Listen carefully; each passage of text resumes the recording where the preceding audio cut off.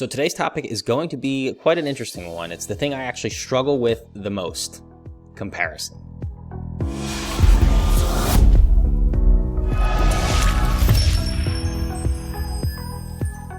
What's up, guys? Steve Bizzogany, Philly's real estate agent. Today's topic is interesting. Like I said, we're going to talk about comparison. And actually what we're going to do is we're going to talk about both why comparison sucks and why it's bad for you, but also I'm going to talk about the solutions as to how I overcome comparison on a daily basis and all of the awesome benefits of actually getting a grip on things that you struggle with. So let's get into all the negative things first, and then we'll go into all of the positives. So as a human being, I'm going to safely assume that I'm not the only one that struggles with comparison, and I have met other people that have struggled with it as well. And it's no secret that comparing yourself to others actually will really make you really upset. It actually lowers your self-esteem entirely. It makes you feel like crap.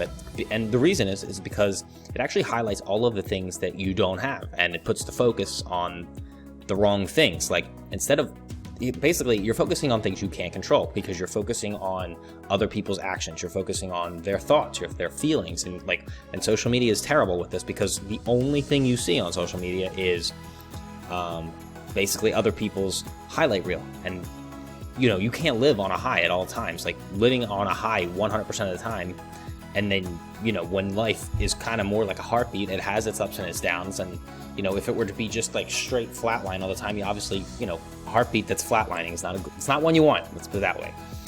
So it just focuses on the wrong things. It makes you feel like absolute crap, and you're focusing on things you can't control, and hence why it makes you feel like crap, because you can't control anything that you're focusing on. In addition, it's basically you turn enjoyable relationships into fierce ones. They're competitive ones, aggressive relationships, and because you're not looking to enjoy the person, you're not competing with them, and sometimes it becomes even aggressive. Sometimes even worse, it becomes passive aggressive, and that's such a miserable relationship to engage with someone who's, every time you see someone, they're passive aggressive. So it sucks. So to overcome all of these things, I have a couple little tricks to the trade that I have used that have really helped me out tremendously over I'd say probably the last 3 or 4 years that I've been using them. So let's get into some of the solutions real quick. So instead of competing with other people, first we're going to actually, we're going to forget other people, because we can't control them. We can't control the circumstances they're in, the networks they have, the behaviors they exhibit, the feelings they have, the thoughts they think. None of that's in our control, but we can control what's in our thoughts, in our feelings, our behavior. We can affect all of those things. So what we're going to do is, instead of competing with other people, we're actually going to substitute other people out, and we're just going to compete with ourselves. So let's say, for example, me, if I'm competing with myself, I'm going to look in the mirror and say, what did I do yesterday? Maybe I only reached, let's say on a scale from 1 to 10, I think I reached level 7 yesterday. Well, okay, today I'm going to try to shoot for level 8. We need to get Steve on level 8, and I have 110% control of everything Steve does, because that's who I am.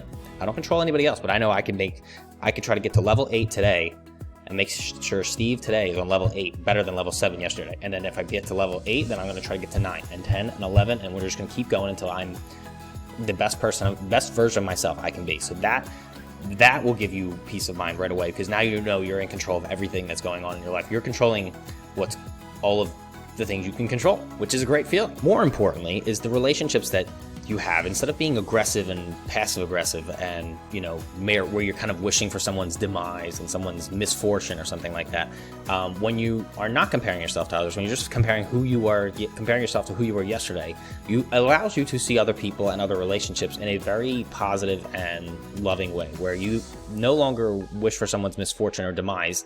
You actually cheer on their success. So for me, I have coached other real estate agents, and because I know I'm not competing with them, and I'm not competing with people who are even better than me or new real estate agents, doesn't matter.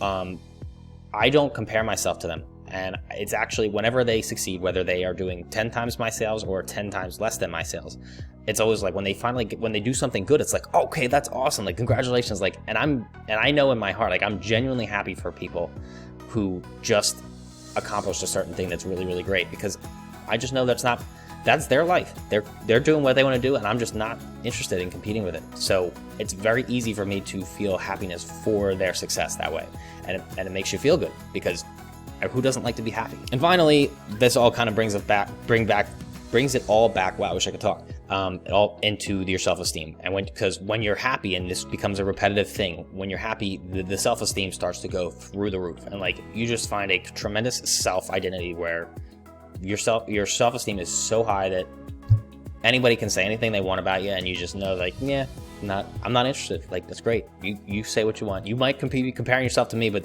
feeling is not mutual, and like I'm just happy, and your happiness might cause some people to be jealous, and you just have to keep doing your thing, and it's great because but the feeling of being happy, and I don't mean happy 24/7.